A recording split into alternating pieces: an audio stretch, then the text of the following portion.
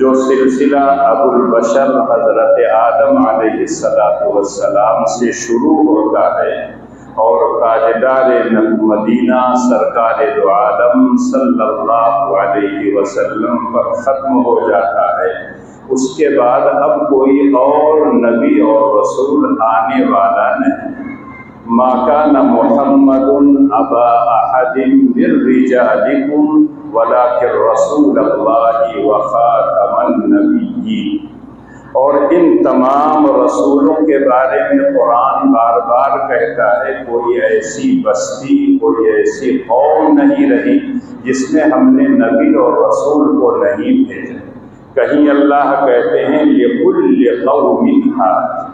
کہیں اللہ کہتے ہیں وَإِن مِّنْ أُمَّةٍ إِلَّا خَلَا فِيهَا نَذِيرٌ۔ کوئی ایسی امت دنیا میں نہیں آئی ہے جس میں میں نے کوئی نذیر اور ڈرانے والا نہ بھیجا۔ تو پتہ یہ چلتا ہے کہ اس دنیا کے اندر بہت سے انبیاء اور رسول آئے، اور جیسا کہ آپ کو معلوم ہے تقریباً 1,24,000 نبی اور رسول آئے، اور اللہ جل شانہ نے اپنے آخری نبی سے پہلے جن نبیوں کا تذکرہ کیا ہے اس میں یہ بات خاص طور سے ذکر کی گئی ہے کہ مخصوص علاقے کے لیے، مخصوص زمانے کے لیے، مخصوص قوم کے لیے بھیجے گئے۔ اور ان رسولوں کا تذکرہ قرآن نے کہیں نام لے کر کہا ہے، بعض نبیوں کا نام بھی نہیں لیا ہے، کہیں ان کا تذکرہ تفصیل سے آیا ہے، کہیں ان کا تذکرہ اجمالی طور پر آیا ہے۔ وَرُسُلًا قَدْ قَصَصْنَاهُمْ عَلَيْكَ مِنْ قَبْلُ وَرُسُلًا لَمْ نَقْصُصْهُمْ، کہ ہم نے ان کا تذکرہ بھی نہیں کیا۔ قرآن کریم کو اگر آپ پڑھیں تو اس کی بہت سی صورتیں نبیوں کے نام پر ہیں۔ سورۃ النور حضرت نوح علیہ السلام کے نام سے، سورہ ہود، سورہ یونس، سورہ ابراہیم، سورہ یوسف۔ خود تاجدار مدینہ سرکار دو عالم صلی اللہ علیہ وسلم کے نام سے ایک سورت ہے سورۃ محمد۔ اس کے علاوہ سورۃ المزمل، سورۃ المدثر، سورۃ یاسین، سورۃ طٰہٰ، یہ تمام کے تمام گویا کہ انبیاء کے نام پر، لیکن اور نبیوں کا زمانہ مخصوص تھا، قوم مخصوص تھی، لیکن نبی آخر الزماں کے لیے اللہ نے کہا وَمَا أَرْسَلْنَاكَ إِلَّا كَافَّةً لِلنَّاسِ بَشِيرًا وَنَذِيرًا۔ کہیں اللہ نے کہا قُلْ يَا أَيُّهَا النَّاسُ إِنِّي رَسُولُ اللَّهِ إِلَيْكُمْ جَمِيعًا۔ کہیں اللہ نے فرمایا وَمَا أَرْسَلْنَاكَ إِلَّا رَحْمَةً لِلْعَالَمِينَ۔ گویا سارے جہان کے لیے آپ کو نبی بنا کے بھیجا، سارے جہان کے لیے آپ کو رحمت بنا کے بھیجا۔ اور اگر دیکھا جائے تو زندوں کے لیے، مردوں کے لیے، عورتوں کے لیے، مردوں کے لیے، سارے لوگوں کے لیے، اپنوں کے لیے، غیروں کے لیے نبی اکرم صلی اللہ علیہ وسلم رحمت بنا کے بھیجے گئے۔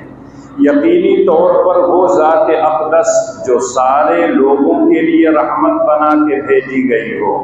اور اللہ نے ہم کو اور آپ کو اس کا امتی بنایا ہو، یقیناً ہمارے لیے یہ باعث خوشی بھی ہے، باعث برکت اور خیر بھی ہے کہ اس نبی آخر الزماں جو رحمت للعالمین بنا کے بھیجا گیا ہے، ہم اس کے امتی ہیں۔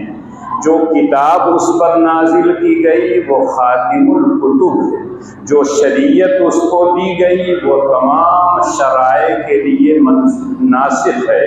یقینی طور پر ایک ایسے نبی کے لیے، نبی کی اگر ہم امتی بنائے گئے ہیں تو اب ہمارا اور آپ کا کام کیا ہے؟ نبی اکرم صلی اللہ علیہ وسلم کی سیرت طیبہ کو پڑھنا، ایک ایک سنت کو اپنانا، آپ کی ایک ایک حرکت، ایک ایک ادا کو اپنانا، جتنے آداب اللہ کے رسول نے اپنی امت کو سکھلائے ہیں، چاہے مسجد میں آنا اور مسجد سے نکلنا ہو، استنجا خانے میں آنا اور استنجا خانے سے باہر جانا ہو، کھانے کے آداب، پینے کے آداب، دشمنوں سے ملنے کا جو طریقہ اللہ کے رسول سے ثابت ہے، ان تمام کو ہمیں اپنانا چاہیے۔ ما آتاکم الرسول فخذوہ وما نہاکم عنہ فانتہوا، جو اللہ کے رسول نے دے دیا ہے، جو کام کر کے دکھایا ہے، جس کام کو کرنے کے لیے کہا ہے، ہم کو اور آپ کو وہ کام کرنا چاہیے، اور جن کاموں سے اللہ کے رسول نے منع کیا ہے یا جو کام آپ نے خود نہیں کیا ہے، اس سے ہمیں اجتناب اور پرہیز کرنا چاہیے۔ ایک ایسا نبی ہم کو ملا ہو، یقیناً اس نبی سے ہم کو ٹوٹ کر محبت کرنی چاہیے، اور ادنا سے ادنا مومن جس کے دل میں ذرہ برابر بھی ایمان ہوگا، آج جب اس سے پوچھیں تو ہر شخص یہ دعویٰ کرتا ہے کہ مجھے رسول اکرم صلی اللہ علیہ وسلم سے محبت ہے۔ ربیع الاول کا مہینہ چل رہا ہے، آج 12 تاریخ ہے، تمام سیرت نگاروں کا اس بات پر اتفاق ہے کہ نبی اکرم صلی اللہ علیہ وسلم کی ولادت باسعادت اسی مہینے میں ہوئی ہے، اور آپ صلی اللہ علیہ وسلم دنیا سے تشریف بھی لے گئے تو اسی مہینے۔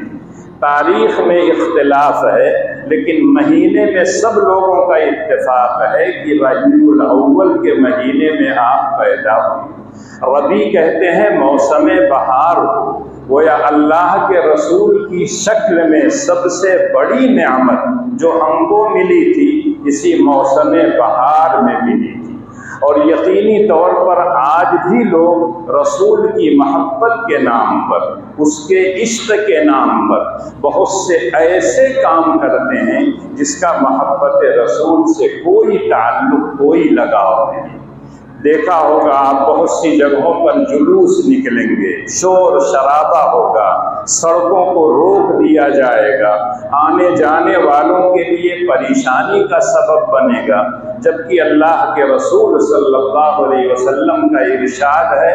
اماطۃ الاذی عن الطریق صدقہ، راستے سے تکلیف دہ چیز کو ہٹا دینا یہ صدقہ ہے، باعث اجر و ثواب ہے۔ المسلم من سلم المسلمون من لسانه ویدہ، اور بعض روایتوں میں ہے من سلم الناس بیدہ المسلم من سلم الناس بلسانه ویدہ۔ اللہ کے رسول نے کہا مسلمان کامل وہ کہلائے گا جس کی زبان سے، جس کے ہاتھ سے، جس کے کسی بھی عضو سے کسی کو تکلیف نہ ہو، نہ زبان سے کسی کو برا بھلا کہے، نہ ہاتھ سے کسی کو دھکا دے، نہ پیروں سے کسی کو مارے، یعنی ایذا نہ پہنچانا ایک مسلم کی شناخت ہے۔ مومن کہتے ہی ہیں اس شخص کو جو کسی کو تکلیف نہ پہنچائے۔